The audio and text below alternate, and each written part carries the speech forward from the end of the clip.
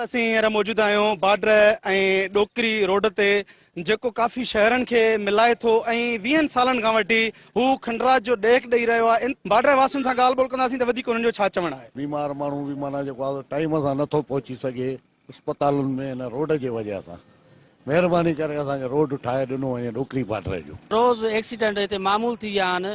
असां हुकूमत खां अपील था कयूं त असांखे रोड नओं कराए ॾियणो हुजे। हे सफ़ा कमु ख़राबु लॻो पियो आहे। हिते रोज़ मामूल एक्सीडेंट आहिनि, कॾहिं कुझु कीअं, पर रोड सफ़ा खंडरात लॻो पियो आहे। 20 सालनि खां खंडरात जो ॾेख ॾेई रहियो आहे। ईअं त हे बाड्र ॾोकरी जो रोड जेको आहे त काफ़ी वॾनि शहरनि खे मिलाए थो, जीअं कंबर आहे, शहदाद कोटा, लाड़काणो, मेड़, राधण, काफ़ी वॾा वॾा शहर आहिनि जेके हिन रोड सां लिंक आहिनि। त 20 सालनि खां हिन रोड जी का मरम्मत न थी आहे। असांखे ही रोड ठाराए ॾिनो वञे, जीअं त हिन में खॿा खुॾा थी विया आहिनि। काफ़ी अरसे खां ही निस्त ऐं नाबूद रहियो आहे। हिननि घुर खे ही रोड ठहिराए करे ऐं असां बाड्र वासियुनि जी बेचैनी ख़तमु कई वञे। कैमरामैन सरताज हैदरी सां गॾु जावेद अमन जुड़े जो, सिंध टीवी न्यूज़ बाड्र।